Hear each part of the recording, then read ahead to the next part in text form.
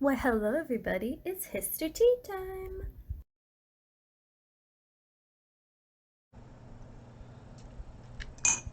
Hello everyone, and welcome back to another segment of Histor-Tea Time. Today, this is the last episode of the series for the greatest events for World War II. And then we're going to move on into the Cold War, which should be very interesting. I have some really cool ideas planned for the Cold War. It should be really cool. So today we're going to talk about the Holocaust.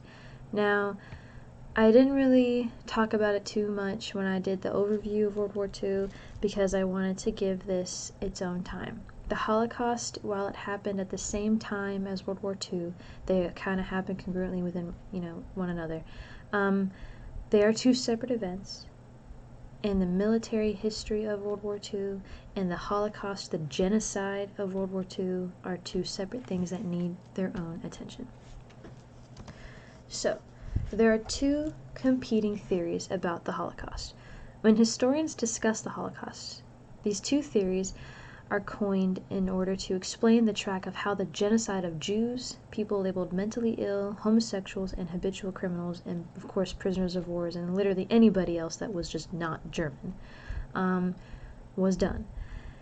It's not often called a genocide. It's considered a very unique event. However, there have been lots of councils and worldwide meetings and debates throughout the decades since the atrocities in order to officially agree that it is a genocide. The first theory is the intentionalist theory. This theory states that the Nazis were always intentionally going to mass exterminate the Jews plus various other groups of Untermenschen along with them. The functionalist theory. This theory states that the extermination and genocide of the Jews and various other groups were not part of, that wasn't the original plan of the Nazis when the anti-Semitic legislation was actually passed from 1933 and enforced through 1933 and 1935. For the intentionalists, now this theory is fairly easily explained and supported by the Holocaust historian Daniel Goldenhagen. He's actually one of the sources I read a lot in college when I did Holocaust, really Holocaust-focused courses. I really only took two. One was American history, so we kind of talked about it, but then I took a full in-depth course on the Holocaust. And this book is absolutely amazing. It's insane. So his book explains that the Nazis were willing executioners from the beginning and set out to conduct pogroms, which are, violent attacks, mass murders, and torturous treatment within the Nazi-occupied ghettos. Goldenhagen gives 5 plausible explanations as to why the Germans, who were recorded as Nazi Hitler supporters, were so seemingly intent on carrying out these vile orders against their fellow citizens. So we have one theory is that, one explanation, perpetrators were coerced into participating in facilitating the violent persecution of the Jews and others targeted by the Nazi regime. The second explanation is that perpetrators were blind followers due to the overwhelming charisma of Hitler, and in a way caught in a spell. I'm not making this up. Third explanation, perpetrators were victims of immense social, psychological pressure. The fourth explanation is that perpetrators were petty, selfish, or soulless bureaucrats and technocrats who were willing to sacrifice others for their own gain.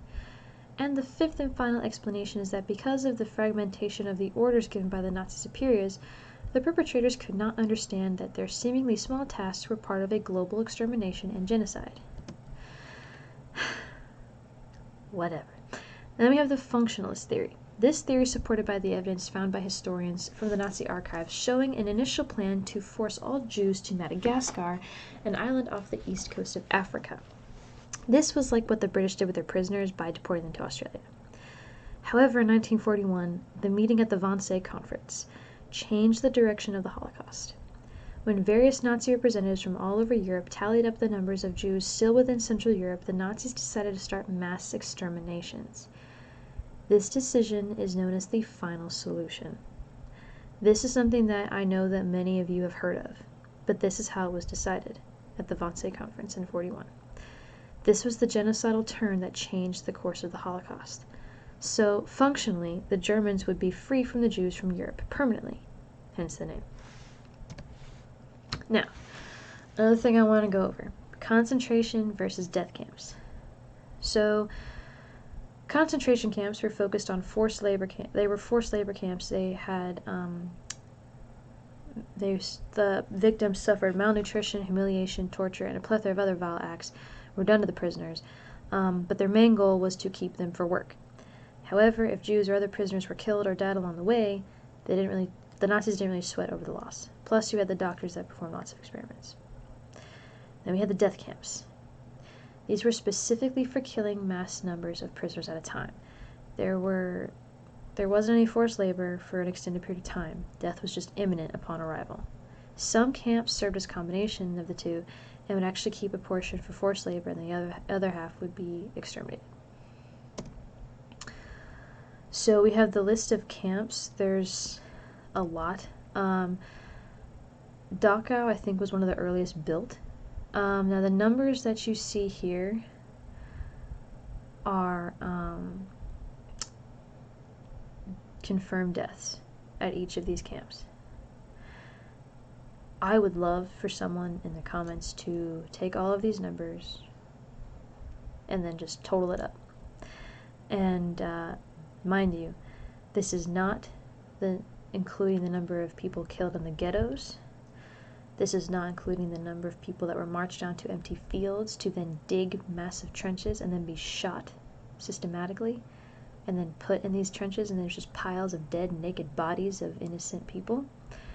And this, of course, does not count for anybody that was killed in the pogroms. This is just the camps alone. Ravensbrück was an all-female camp. Now, when it says unknown, it means that it was between 30,000 and 90,000 or 30,000 and 50,000. They don't have an exact number. They just know that that's the range. The most famous one that most people know about is Auschwitz-Birkenau, most commonly known as just Auschwitz. There was 1.1 million people murdered at Auschwitz. One of the first camps that the Allies actually liberated was Buchenwald, right here. Then these are the death camps. Treblinka was one of the most horrific ones. It saw the most people go through. This is not a very happy topic. I'm very sorry. But you do need to know about this stuff. Now, a lot of people really talk about the Jews that were killed, which that was like the biggest target, but there were lots of other people that the Germans felt were beneath them and deserved to be, low on the totem pole and then to die. We have homosexuals, habitual criminals, people labeled mentally ill, people labeled as gypsy or the Roma, prisoners of war, Soviets, Italians, Ukrainians, and then the Polish.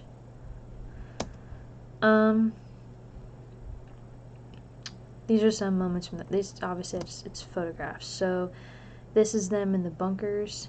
This is a room full of children. There were camps, or there were sections of camps that were designated specifically for children. And as you can see, they're very young.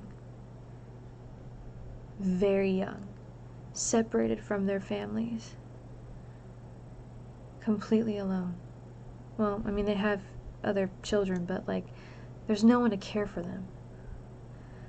And, this is the oven that they would be shoved into and then burned. This is actually, a tuberculosis ward that all of the prisoners were, brought into for healing. This is a pile of bodies, some were arriving too late.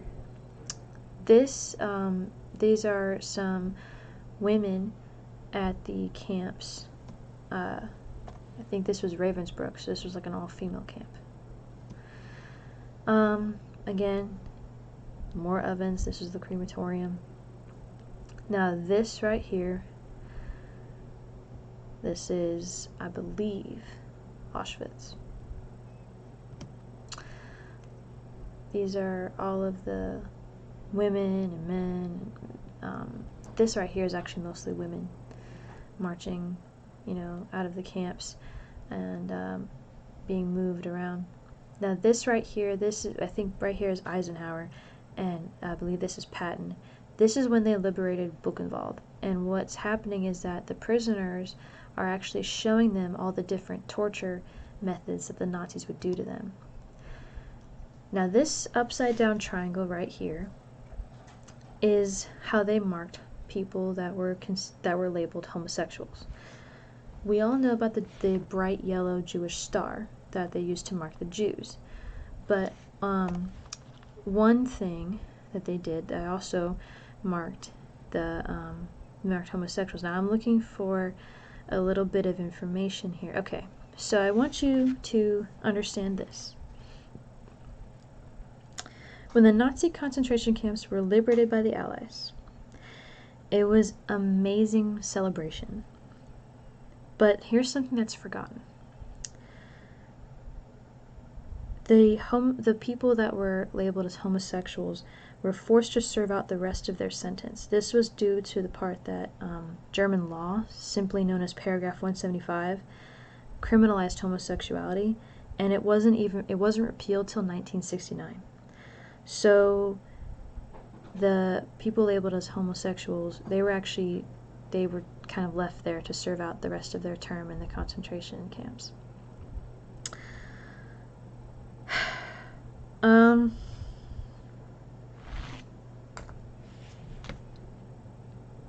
That's not okay. I don't care what you believe. These are people being left to die in horrific... They're people. They're humans. And that is not okay. And this is never taught in schools. I don't think I've ever learned this anywhere except for my own self-researching. This needs to be taught. It needs to be known. This was a mistake. Okay? And now I'm not sure who walked through and liberated it. Unfortunately, the information that I did find out, it didn't tell me if it was American, British, Soviet, whatever. We just know that it obviously, was liberated by the forces known as the Allies, which a lot of people were a part of. A lot of groups, a lot of nations were a part of. I don't know where the fault is, but we can't ever let this happen again. Okay?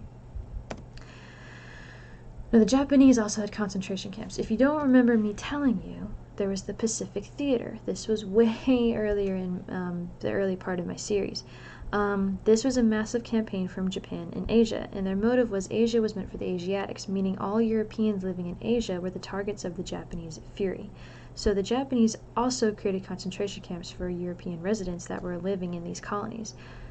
Most notably, there were the Dutch and Indonesian citizens. So here we have some pictures of the men and young boys, and then we have the women. We have some amazing survival stories, but there they are in prison. Their conditions were very, very terrible as well. As you can tell maybe by some of the pictures, they don't look... Some would say they don't look as bad, but trust me, both horrific. Okay. Now, I've actually done a little collection of artwork that honors the Holocaust. Now, some of these are made by Holocaust survivors, but this was also made in honor of it. So here we have people being marched to their death and people dying along the way. These are the people in the crematorium. This is amazingly powerful artwork that we see here. Now this picture, this is representing Auschwitz, and the sheep, this artist is depicting sheep heading for the slaughter. They had no idea, and then here we have beautiful imagery of the flame, which is the German burning all of the Jews alive, and then with the Jewish star, and then the barbed wire candle. So this was now 1933. A lot of people think, well, technically the war didn't start till 39. The Nazis were persecuting, killing, and sending Jews to camps all the way back in 33. So, yeah. And then, of course, you have some victims being portrayed, the dead right here. They are being, you can tell that these are Jewish prisoners because of they have the menorah here. And again, they're being marched to the slaughter at a camp.